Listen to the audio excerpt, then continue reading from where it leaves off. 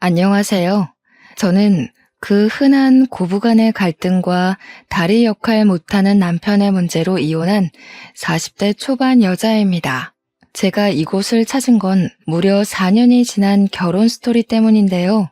제가 젊을 때만 해도 이혼 자체는 해도 되고 말아도 되는 종착지가 아닌 무슨 일이 있어도 피해야 할 지옥행과 다름없는 인식이 강했습니다. 그래도 저도 시집살이를 참고 시모의 등살을 버티는 게 당연했는데 하나밖에 없는 제 아들이 커가면서 사회적 시대도 이전과 다른 분위기를 띠고 있는 게 보였고 그제야 저도 이혼해 볼 용기가 나더라고요. 당연히 이혼까진 결코 쉬운 결정은 아니었습니다. 못 먹고 죽어도 고였던 저는 미워 죽겠고 원망스러운 남편조차 또 막상 버리려고 하니까 고민 많이 되더라고요. 그럼에도 끝내 아들만 생각했고 아들의 도움을 받아 새 삶을 살고 있습니다. 저는 정말 지독한 시집살이를 겪었어요. 개고생하면서 결혼 생활을 했다고 말을 하면 보통 사람들은 제 친정 형편이 어려울 거라고 당연하게 생각하시더라고요. 하지만 아닙니다. 오히려 그 반대였어요. 저는 친정집이 소위 중산층에 속하는 넉넉한 집안의 딸이었습니다. 저 때는 시집살이가 다 이랬네요. 잘 살든 못 살든 며느리 입장이 되는 순간 시댁에선 가장 천민 수준이 되는 게 법이나 다름없었습니다. 제 남편은 글을 쓰는 사람인데 남편 자체가 하고 싶은 일 아니면 다른 곳에 관심 없는 타입이라 먹고 사는 것보다 자기 꿈을 이루는 게 중요한 사람입니다. 저랑은 소개팅으로 만난 사이예요. 젊을 때는 남편의 열정이 마음에 들어서 금방 인연이 되었고 글만 쓰느라 제대로 된 벌이가 안 되던 남편 때문에 데이트 비용은 거의 제가 냈습니다. 당시에 여자가 돈 내는 건 흔치 않은 인식이었어요. 그런 사회적 배경치고는 제 머리가 조금 깨어 있었나 보네요. 저는 누가 돈을 내던 상관없는 입장이었거든요. 남편의 경제력도 당연히 그리 중요하게 생각하지 않았습니다. 제게는 사랑하는 마음이 더 중요했어요. 남편과 1년을 사랑하면서 정말 소설 같은 순간이 많았기에 저는 2번 다시 이런 남자는 만날 수 없다고 착각했고 그 콩깍지 덕분에 결혼까지도 자연스럽게 결심을 하게 되었어요. 양가 어른들을 뵙기 전만 해도 저랑 남편 사이는 문제가 없었습니다. 그러나 상견례 날 예상치 못한 일을 겪게 되어 저는 남편의 여건을 배려해서 장소 예약을 우리 친정에서 잡고 미리 계산까지 해놨는데요. 갑자기 상견례 닥친 하루 전날에 남편이 제게 전화해서 예약 장소를 취소하라고 하더라고요. 시모가 친정이 정한 곳 말고 자기가 맛있는 데 한다고 다른 곳을 예약해뒀으니 본래 예약된 곳 물으라는 통보였습니다. 친정에서 예약한 곳은 고급 일식집이었는데 거기는 무조건 예약제로만 운영이 되어서 중간에 취소를 할 경우 위약금을 물어야 되거든요. 심지어 하루 전날 취소를 한다면 환불 금액은 겨우 60%밖에 안 됩니다. 만약 100만 원 식사 자리였다 치면 60만 원만 돌려받는 거라고요. 저희 집이 여유 있다고 했지 돈이 사치 부릴 정도로 잘 사는 집은 아니거든요. 부자든 아니든 어쨌든 일이 이렇게 돼버리면 서로 만나기 전부터 감정이 상하게 되잖아요. 그래서 저희 부모님이 그날 밤 잠을 제대로 못 주무셨습니다. 기분이 엄청 안 좋아서요. 그래도 어쩌겠어요. 남편 말로는 시모 의견이 너무 완고해서 어쩔 수가 없다고 자기도 곤란해하던 걸요. 그렇게 바뀐 장소는 저희 친정 부모님의 감정을 또 한 번 상하게 만들었는데요. 충격적이게도 고기 냄새 폴폴 나는 번잡한 식당이 아니겠어요? 그 식당이 나쁘다는 게 아닙니다. 그냥 그렇게 시끄럽고 정신없는 곳은 상견례 장소와 맞지 않다고 생각했을 뿐이에요. 저희 친정 부모님은 상대방에게 격식을 차린다고 아주 곱게 단장을 하고 오셨는데 상견례 마치고 남은 건 온 옷에 다 밴 고기 냄새뿐이었던 걸로 기억합니다. 그렇다고 상견례 분위기가 좋았던 것도 아니에요. 시모가 인사 나누자마자 우리에게 던진 첫 마디는 시모의 인품을 그대로 드러냈습니다. 장소가 고깃집이란 소리 못 들었는가 보네. 비싼 옷 버리게 돼서 어째요? 우리 집은 늘 이랬고 앞으로도 이렇게 살 건데. 곱상하게 자란 따님이 적응하려나 모르겠네요. 안 싸돈도 그 집의 며느리시니까 아실 거예요. 어디 며느리 일이 보통 일인가요? 곱상하다고 봐주고 돈 많다고 참아주고. 저희 집은 그런 거 없습니다. 그 말을 듣는 순간 저는 시모가 이 결혼을 탐탁치 않아 한다는 걸 눈치챘습니다. 저희 친정 부모님도 시모의 빈정거림에 표정을 어둡게 했어요. 그러니 시모와 다르게 눈치는 있던 남편과 시부가 나서서 시모의 거침없는 발언을 말려주었습니다. 사부인께선 애들 만남이 마음에 들지 않나 봐요. 아니면 우리 딸이 별로 못마땅하신 건가? 저희는 다른 거 안 보고 그저 딸애가 원하는 남자랑 결혼시키는 걸 목적에 두고 있거든요. 사위될 사람이 저희들 마음에 들든 아니든 딸 의견 존중해서 이 자리에 나왔다는 소리예요. 아이고, 기분이 상하셨나 보네. 저렇게 곱상한 따님을 주신다는데 마음에 안 들 리가 있겠어요? 사랑 많이 받고 자란 티가 나길래 괜히 저희 집 오면 고생할 거니까 안쓰러워서 한 소리 한 거지요. 저한테는 과분한 며느리네요. 말씀에 교양이 참 없으시네요. 제가 딸을 주는 게 아니라 딸이랑 그쪽 자식이 잘 살도록 응원해주는 거죠. 자식이 물건도 아니고 주고 말고가 어딨겠어요. 그날 상견례 분위기는 그야말로 엄마들의 기싸움으로 끝났습니다. 엄마는 주변에 사람들이 많다 보니까 최대한 예의 차려 마무리한 거였어요. 상견례 이후로 친정 부모님은 얼마나 노발대발 저의 결혼을 반대했는지 모릅니다. 하지만 그때만 해도 제 젊은 패기가 쓸데없이 결혼 의지에서 발산이 돼버렸네요. 남편을 너무 사랑했고 고작 어른들의 문제로 헤어지고 싶지 않다는 미친 소리를 해버렸습니다. 남편도 저희 부모님을 찾아와서 시부모는 신경 안 써도 된다고 저 없이는 못 산다고 며칠을 무릎 꿇고 빌었죠. 저와 남편의 완강한 고집에 친정 부모님은 결국 반기를 들어주었어요. 제가 결혼을 강력하게 주장하긴 했지만 저라고 왜 이 결혼이 안 찝찝했겠습니까? 시모의 말투, 표정, 눈빛만 보아도 저를 싫어하는 게 느껴지는데 이 결혼이 고민 안 됐겠어요? 저를 기다리고 있을 시집살이만 생각하면 당연히 무서웠죠. 결혼을 말리는 수많은 감정들이 저에게 경고를 보냈는데도 저는 남편한테 눈이 멀어 굳이 가시밭길을 택했습니다. 누구 탓을 할 생각 없어요. 제 탓인 거 잘 알거든요. 그렇게 쓸모없는 사랑이란 감정으로 결혼을 해버렸고 시모의 권유로 합가를 시작했어요. 요즘 같으면 당연히 친정한테 도움을 조금 받아서 분가를 했을 겁니다. 그런데 그때는 결혼을 하면 웬만한 며느리들이 거의 다 시댁에 합가를 해서 살았을 적이었어요. 그것마저도 저한테는 당연한 결정이었다는 거죠. 어느 누가 시댁을 대상으로 머리를 굴려볼 생각을 했겠습니까? 그때는 요즘처럼 메신저도 부족했고 주위에 결혼한 사람들이 많이 있지 않은 이상 소문으로 다양한 사례를 듣는 것도 쉽지 않았었어요. 저랑 남편은 신혼여행도 못 갔습니다.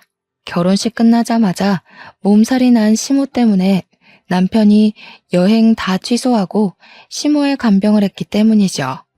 그때는 시모가 아프다는 사실에 저도 놀라서 여행 따위 상관없다고 솔선수범 나서서 시모를 챙겼습니다. 참 순진했고 바보 같은 짓이었어요.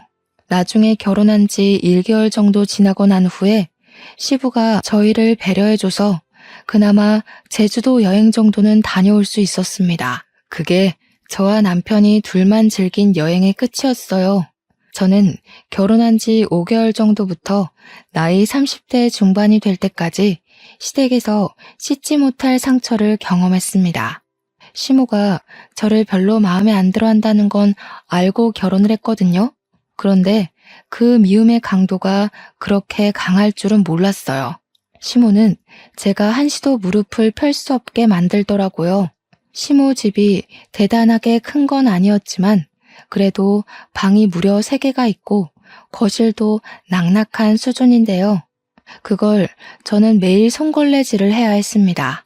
남편이 밥 먹고 나서 하라고 하면 시모가 남편한테 쓸데없이 여자일에 입대지 말라고 했고, 남편이 와서 그만 자라고 하면 시모가 할 일도 안 끝냈는데 기어들어가 잘 생각부터 하냐고 제게 눈치를 엄청 줬어요. 제가 임신을 했을 때도 시모의 용심은 하늘을 찔렀습니다. 걸레질은 당연했고 빨래, 설거지, 시모 등 때밀어주기 등등 갖가지 고생을 다 했어요. 시모가 용띠인데 제가 용띠를 싫어하는 이유도 다 시모 때문일 정도로 시모의 모든 것이 저를 살떨리게 만들었습니다. 아, 그리고 제가 출산에 거의 임박해갈 무렵 시모가 임신에 좋다면서 무슨 한약을 지어줬는데요. 제가 아직도 그 한약을 먹은 게 한우로 남아있어요. 그 약 다 먹을 때쯤에 제 몸에 변화가 심각하게 왔었는데 산모로서 적당 수치의 몸무게보다 제가 10kg는 더 살이 쪄버린 거예요. 완전히 다른 사람이 되었을 정도로 부어서 코끼리 수준이 되었습니다. 남편도 깜짝 놀랐을 정도로 변화가 빠르게 찾아온 거였어요. 당신, 이 정도로 살찌는 건 애한테도 안 좋지 않아? 쌍둥이를 뵌 것도 아닌데 무슨 살이 이렇게 쪘어? 많이 먹었어? 먹긴 뭘 먹어. 요즘 입덧 심해서 제대로 입에 넣지도 못하는 거 봤잖아. 아무래도 어머님이 지어주신 약 때문인 것 같아. 분명 산모한테 좋은 거라고 했는데 뭔가 잘못됐나 봐. 시모가 저한테 그 한약을 건넬 때 솔직히 처음에는 시모가 그래도 어느 정도의 양심은 있구나. 그래도 나를 며느리라고 생각은 하고 있구나 생각했습니다. 자기 손자한테는 그래도 할머니 노릇 해주겠구나 생각을 했었다고요. 그런데 약을 먹으면 먹을수록 제 신체 변화가 무섭게 돌변하자 시모에 대한 의심이 새록새록 들기 시작했어요. 시모 마음을 생각해서 정말 고맙게 받았던 건데 병원에서까지 저더러 더 이상 살찌면 위험할 수 있다고 말해주는 탓에 저는 그 한약을 들고 한의원 한 곳을 찾아갔어요. 그리고 그곳에서 들은 사실은 충격적이게도 이 약이 불법적으로 만들어진 사짜 약이라는 걸 알게 되었습니다. 처음으로 시모한테 서운하고 화가 나서 한약을 들고 따졌어요. 어디서 어떻게 구하신 거냐고 물어보니까 시모가 말하길 이게 어디 한의원에서 지은 약이 아니라 동네 주민 중에 한약하는 사람이 있는데 그 집에 가서 만든 약이라 하더군요. 그냥 가정집에서 만들어진 근본 없는 약이라는 겁니다. 어머님, 그렇게 증명 안 된 곳에서 약을 지으신 거면 처음부터 그렇게 말씀하셨어야죠. 분명 산모한테 좋은 거라고 하셨잖아요. 그런데 이게 뭐예요? 산부인과에서도 저더러 이대로면 출산도 위험하다 했어요. 참나, 그 집의 사람도 한때 한의사였어. 내가 네 몸이 말라서 기력 없다고 하는 바람에 살찌는 약재를 보탠 것 같은데, 아니, 그래서 지금 나한테 따지는 거니?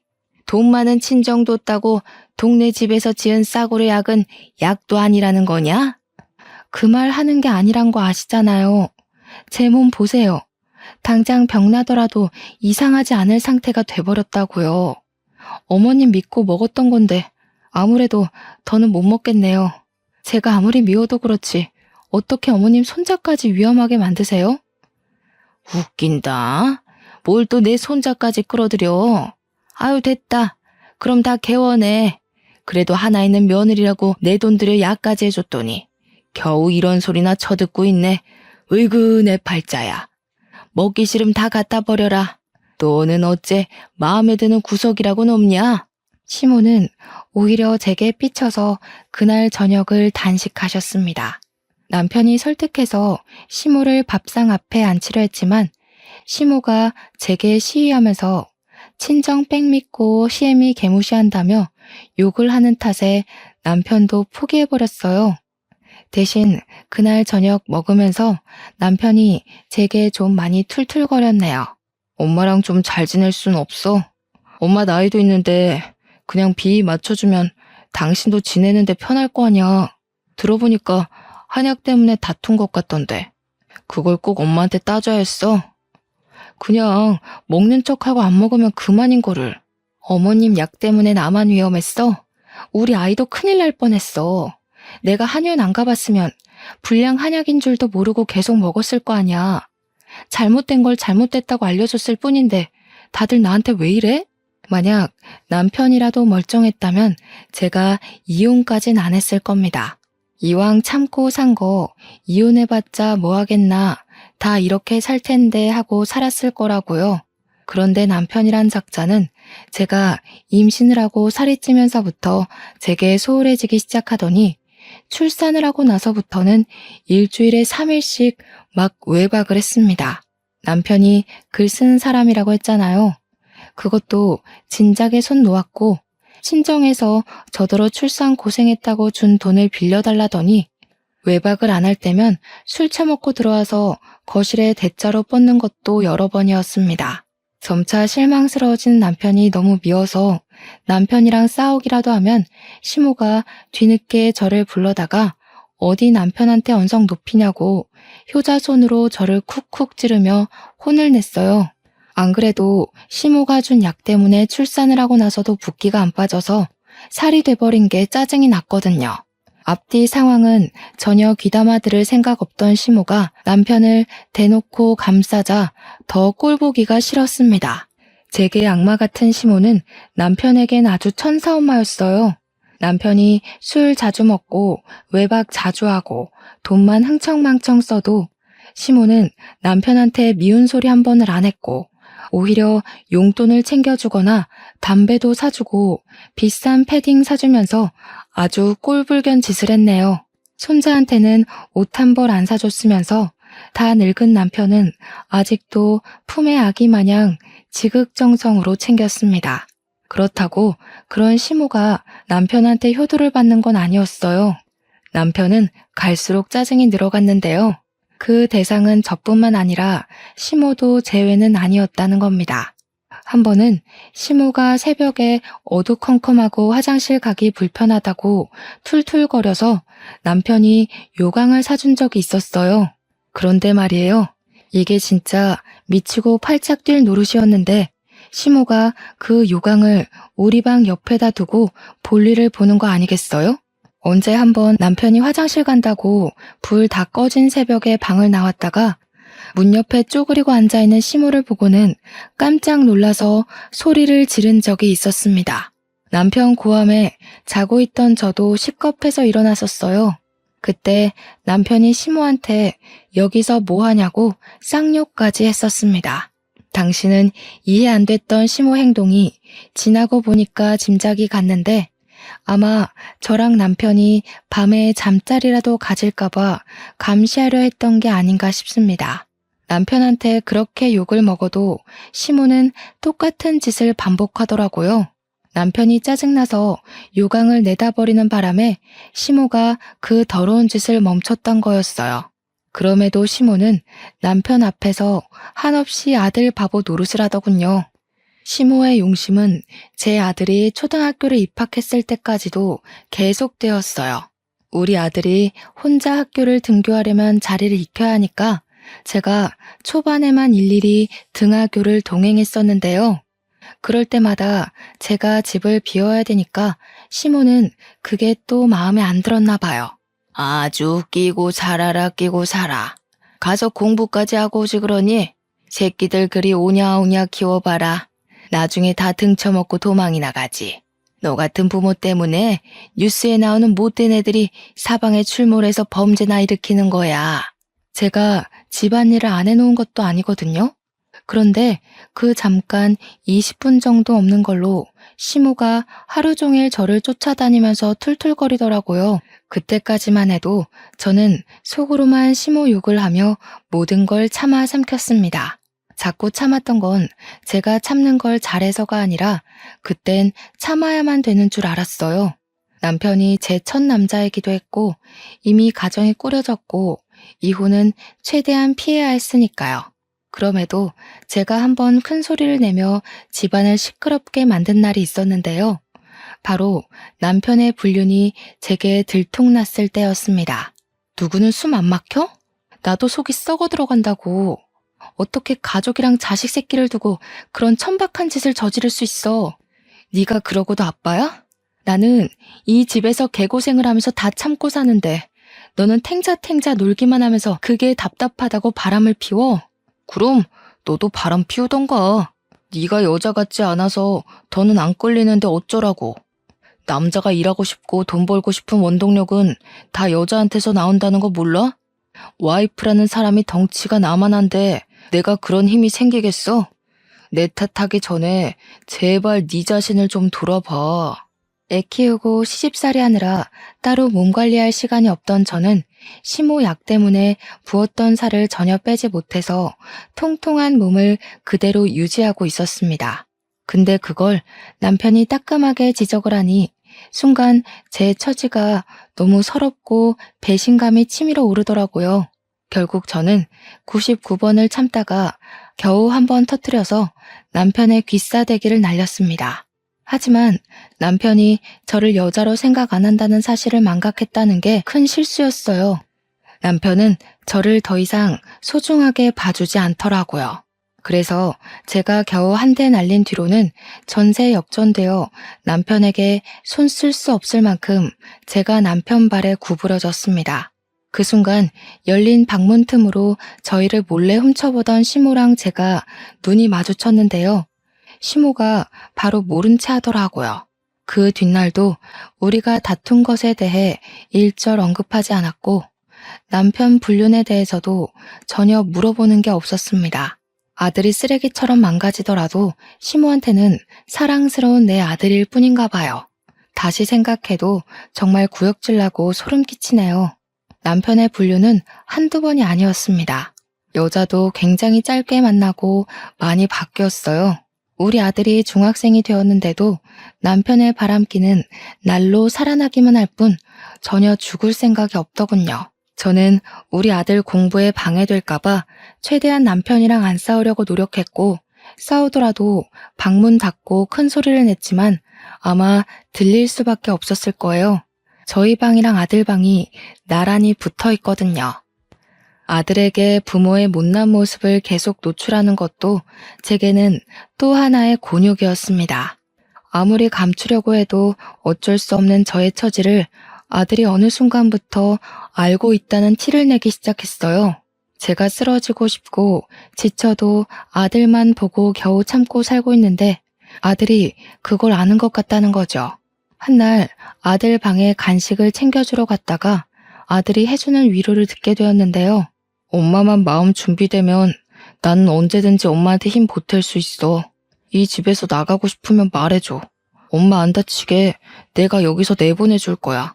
어느새 저보다 훌쩍 커진 아들을 올려다보면서 저는 엄마로서 제가 참 못난 모습을 보여주고 있었구나 싶었어요. 당시에 힘들어 미칠 지경이었지만 그래도 아들한테만큼은 강한 엄마로 보이고 싶었던 것 같아요. 마지막으로 붙들고 있던 엄마로서의 긍지를 지키고 싶었던 거겠죠. 아들이 당시 무슨 의미로 제게 그런 위로를 건넨 건지도 모른 채 저는 그저 아들에게 미소를 보였습니다. 엄마는 괜찮다고, 아빠랑 자주 싸우더라도 또 금방 화해한다고. 그러니까 우리 아들은 아무것도 신경 쓰지 말고 건강하게만 커다라고. 그렇게 말하고서 눈물이 날 것 같아 아들 방을 도망치듯 나와버렸습니다. 중학생 아들이 아무리 듬직하게 컸다고 해도 제 눈에는 아직 아기였으니까 지켜주고 싶었어요. 괜히 어른들의 세계를 빨리 알려주고 싶지 않더라고요. 그렇게 딱 죽기 직전의 기력으로만 살아가던 중 오랜만에 반가운 소식을 접하게 되었는데요. 바로 멸치잡이를 떠났던 시부가 돌아온다는 연락이었습니다. 시부는 시모 등살에 못 이겨서 쥐죽은 듯 살다가 시모가 돈 벌어오라고 하도 쪼는 덕에 우리 아들 초등학생일 때 멸치잡이를 하러 나가셨어요. 그곳에서 숙식을 하며 시모에게 돈만 보내주고 살고 있었죠. 그랬던 시부가 이제 그만 체력도 안 좋고 몸도 늙어서 멸치잡이 그만두고 집에 돌아왔는데요. 제가 무엇보다 기뻤습니다. 왜냐면 그래도 시부는 제게 며느리 사랑이 뭔지 알게 해준 분이거든요. 시모 눈치 때문에 제게 마음껏 애정은 못 주셨지만 시모 몰래 뒤에서 저를 근근히 챙겨주셨어요. 제가 목도 못 축이고 걸레질을 하는데 물도 떠다 주셨고요. 마트를 다녀올 때면 제가 좋아하는 뻥튀기도 꼭 사다 주셨어요. 이런 소소한 마음들이 제겐 마른 하늘의 담비 같은 존재였습니다. 그러니 반가웠죠.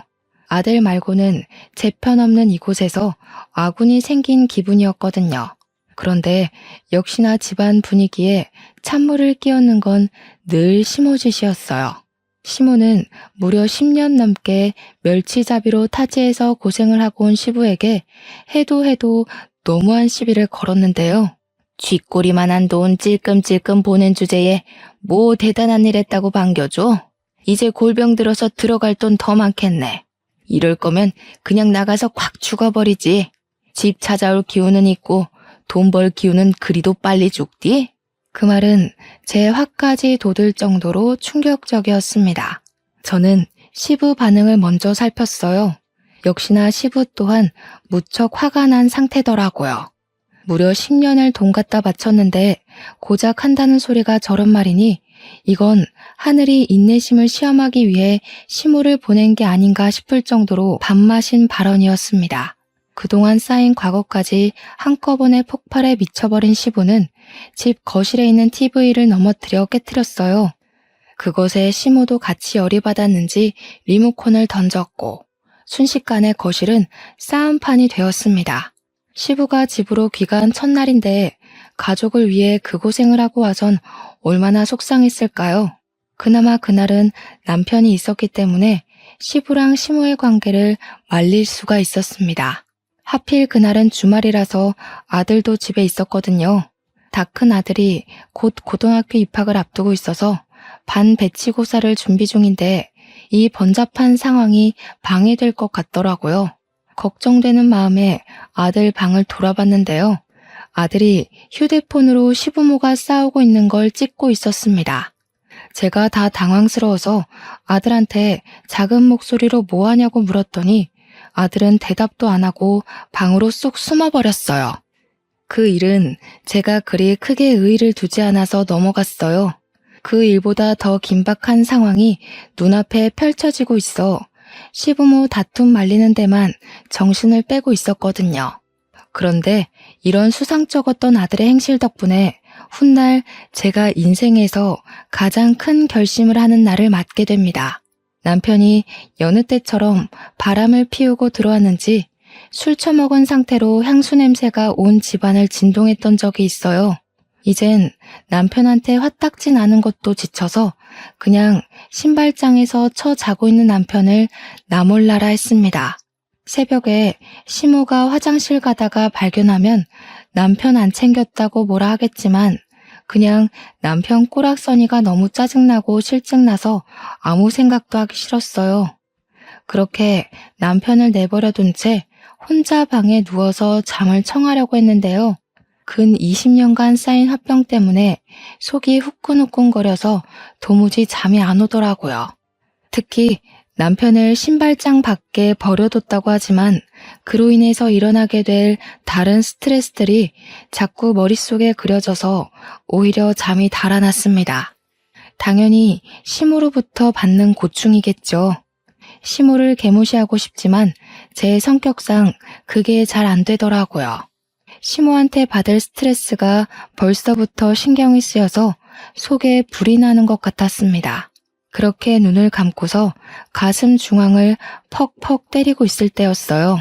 그 순간 누가 우리 방 문을 철컥 열었고 저는 당연히 남편을 발견한 시모라고 생각을 했습니다. 방문 열리는 순간 심장이 더 미친 듯이 뛰었어요. 시모 얼굴 마주하기도 전에 숨이 턱 막혀버렸죠. 하지만 의외로 들린 목소리는 엄마라고 부르는 제 아들의 기척이었습니다. 저는 벌떡 일어나서 제게 다가오는 아들 손을 붙잡았어요. 그 야밤에 무슨 일이라도 생긴 줄 알고 급급하게 물었더니 아들이 좀 난감한 소리를 하더라고요. 엄마, 이혼해. 지금도 아빠 때문에 계속 못 자고 있었지? 엄마가 그만 아빠한테서 해방됐으면 좋겠어. 나 고등학교 입학하면 외갓집에서 지내고 싶은데. 엄마가 이혼하고 나 외갓집에 데려가줘. 그게 갑자기 무슨 말이야. 아들, 외갓집 가고 싶었어? 갑자기 왜? 이혼 얘기는 또 뭐고? 이 밤에 그 말하려고 엄마 찾아온 거야? 아들은 제 말에 답은 하지 않고 갑자기 휴대폰을 켜더니 어떤 사진을 보여줬습니다. 아들이 하나둘씩 보여주는 건 제 심장 박수를 미친 듯이 높여주었어요. 아들이 보여준 건 다름 아닌 남편의 불륜 사진과 영상이었고 시부에게 모멸감 줄 만큼의 언사를 쓰는 시모 영상이었으며 시모가 시부 통장까지 관리해 시부에게 금전 협박을 하는 모습까지 찍혀 있었습니다. 그리고 제가 무엇보다 깜짝 놀라서 아들 휴대폰을 떨어뜨리기라도 했던 사진이 있었는데요. 그건 가장 마지막에 나온 증거 영상이었어요. 할아버지가 보내준 돈으로 할머니가 딴짓하고 다녔더라. 나 이 할아버지 동네에서 봤어. 나무 아래서 고스톱 치던 할아버지 기억나? 예전에 엄마랑 내가 쓰레기 버리러 갔을 때 나한테 용돈 하라고 10,000원 준 할아버진데. 기억이 나지 왜 안 나겠습니까? 그게 당시로부터 불과 2달 전 일이었거든요. 시모가 집에만 있기 뻑적지근하다고 한 번씩 느티나무 아래에 노인들과 수다 떨러 간 건 알고 있었어요.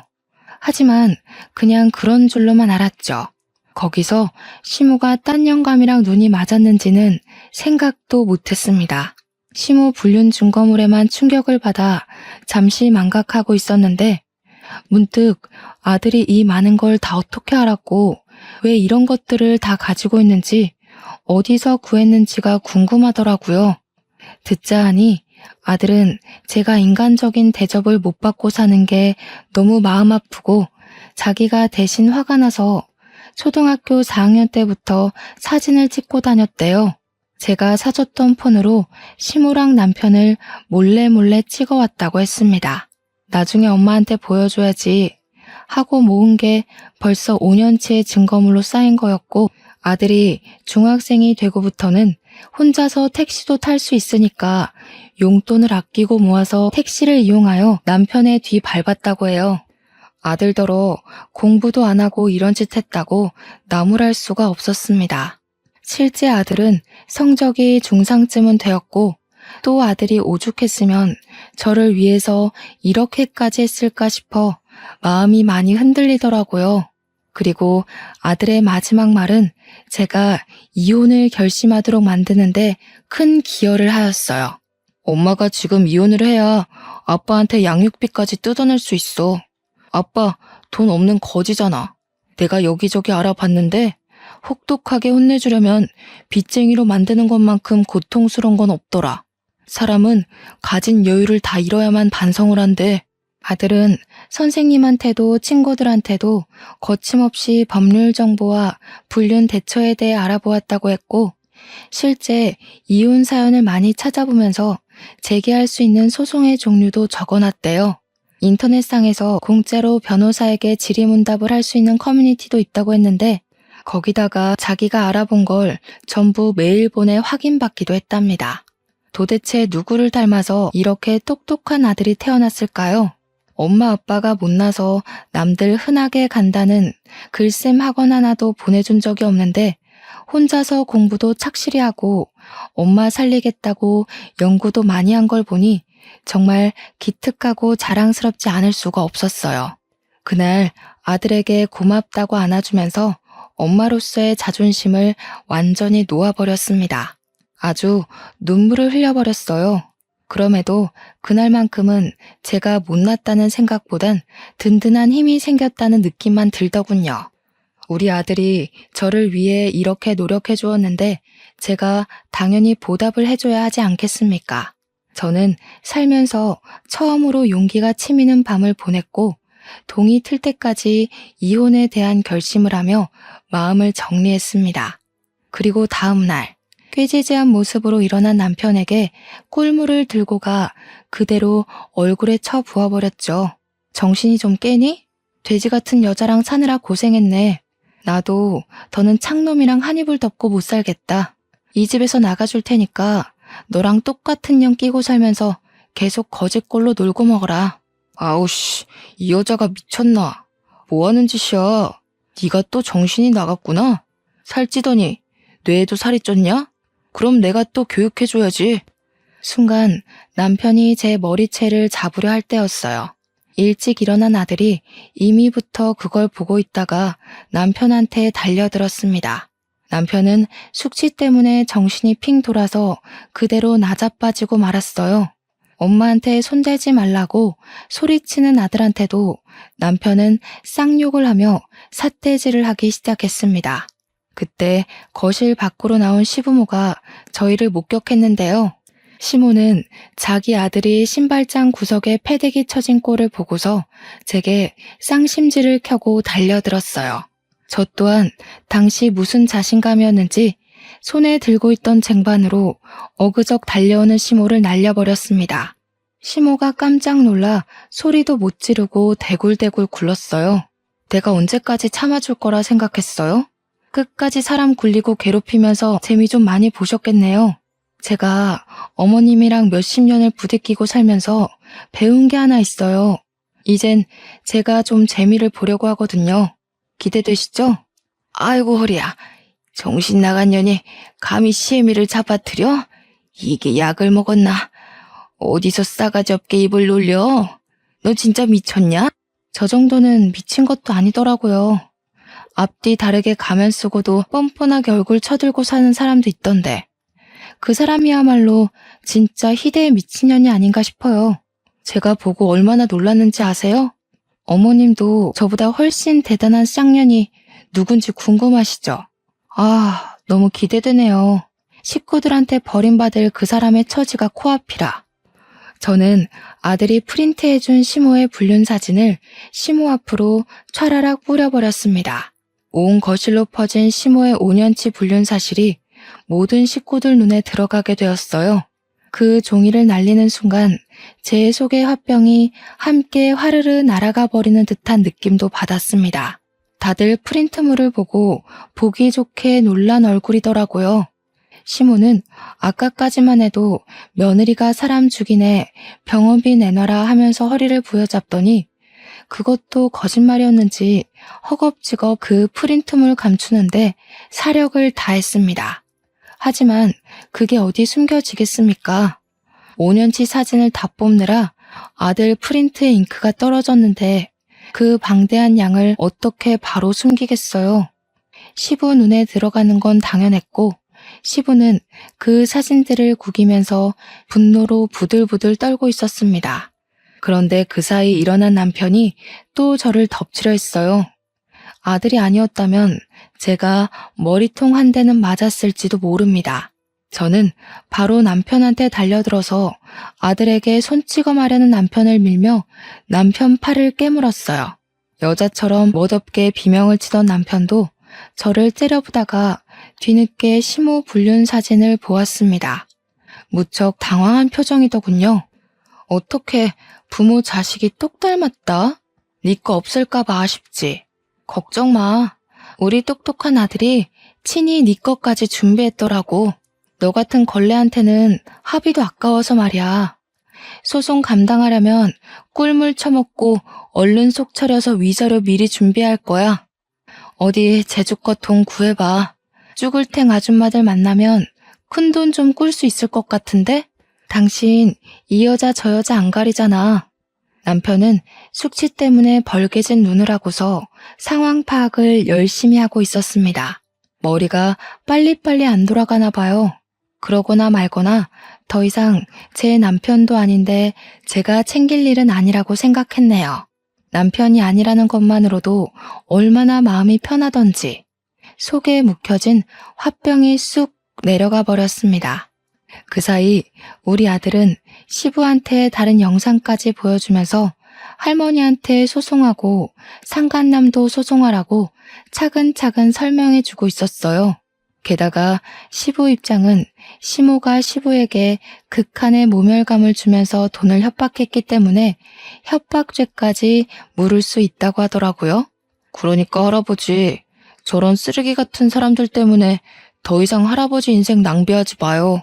저 쓰레기들은 가족 타이틀 벗기면 아무짝에 쓸모없는 부패물일 뿐이에요. 주변에 독되는 사람들은 뭐가 됐든 그냥 버려야 해요.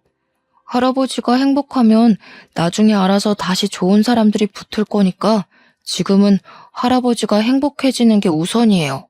시부는 제 아들을 기특하게 보면서도 아들 말이 하나도 틀린 것 없다면서 저처럼 큰 결심을 하셨습니다. 그 자리에서 시부는 시모한테 단단히 각오하라며 이혼 소송을 선언했고 돈 없으면 그 당산나무 영감한테 가서 도와달라고 사정하라면서 자기한테는 씨알도 안 먹힐 용서 빌지 말라고 하셨어요. 이제야 자세 낮추는 것 말고는 방법이 없다고 생각한 시모가 시부한테 매달리며 시부 발목을 잡고서 절절 매기 시작하더군요. 오해라고 했다가 다 자기가 잘못했다고 했다가 아주 정신없이 용서를 빌었습니다. 딱 시모의 정신 상태처럼 말이죠. 거머리같이 들러붙은 시모를 그대로 발로 밀어버린 시부는 저희 아들을 데리고 앞으로 어떻게 해야 되는지 자문을 구했어요. 정말로 바로 소송을 결심한 것 같더라고요.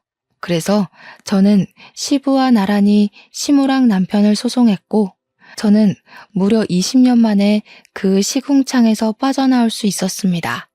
갈라서고 나니까 하늘까지도 그렇게 예뻐 보이더군요. 저희 아들은 외갓집으로 가려고 했는데 그러면 혼자가 된 시부가 걱정이 되었어요. 그래서 아들의 동의를 얻고서 친정을 안 가고 시부를 모시고 살려고 했거든요. 그런데 시부가 거절하더라고요. 자기 멸치잡이 하는 데서 동료들이 다 이혼한 사람들인데 같이 요양하며 지내자 했다고 당분간 섬에 가서 낚시하며 쉴 거라네요. 제 아들 말대로 시부는 자기 행복을 위해 먼저 노력해보고자 할 거랍니다. 시부가 제게 마지막 작별 인사를 하면서 한 번씩 손자나 보여달라고 하길래 저는 주책맞게도 시부 앞에서 눈물을 터뜨려 버렸어요. 그러니 시부가 또 운다면서 저더러 참 정도 많고 눈물도 많아 큰일이라고 너털하게 웃으면서 달래주었습니다. 그러면서 우리 아들 보고는 엄마 잘 지키라고 항상 건강하고 씩씩하고 공부 열심히 하라고 하곤 저희 곁을 떠나가셨어요. 시부랑은 당연히 현재도 근근히 연락하며 지내는 중이에요. 시부가 최근에 일본으로 해외여행을 가셨는데 너무 좋다고 저희 보고 놀러가라고 사진을 찍어 보내줬습니다. 친구분들이랑 해외여행을 즐기고 있는 시부 모습은 여태 제가 봐왔던 얼굴보다 훨씬 젊어져 있었어요. 사람은 웃으면 복이 오고 행복하면 젊어진다더니 그런 말이 얼추 맞긴 한가 봐요. 참, 그리고 제일 중요하고 쓸모없는 사람들 뒷얘기가 남았죠. 이건 제가 깜빡하고 남편 연락처를 차단하지 못해서 문자로 연락을 받았던 사실인데요. 남편이랑 시모가 당연히 한순간에 빚쟁이가 되었다고 해요.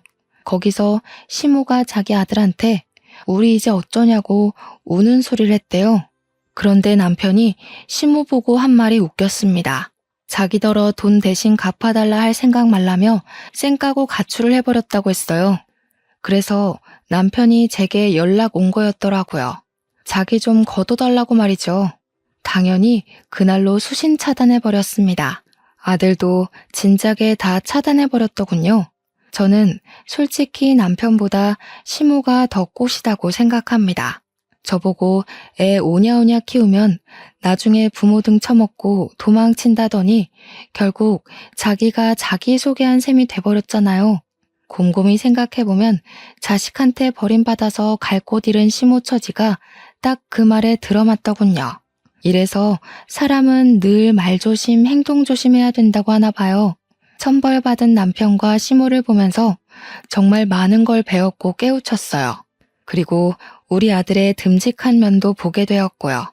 저희 아들이 이제 고등학교를 들어가요. 외갓집에서 다니는 게 너무 잘 맞았는지 반배치고사를 수월하게 대박치고 온 거 아니겠습니까? 외조부, 외조모한테도 잘하는 우리 아들을 보면서 저도 계속 저를 위해 노력하는 강한 엄마가 되려고 합니다. 앞으로 제 바람은 우리 식구가 가는 길에 가시밭길이 더 이상 나타나지 않는 것뿐이에요. 제 사연은 여기서 끝이 납니다. 제 인생이 조금 답답하게 느껴졌을 수 있을 텐데 그럼에도 끝까지 이 사람의 하소연을 들어주셔서 너무 감사드려요. 좋은 하루 보내세요.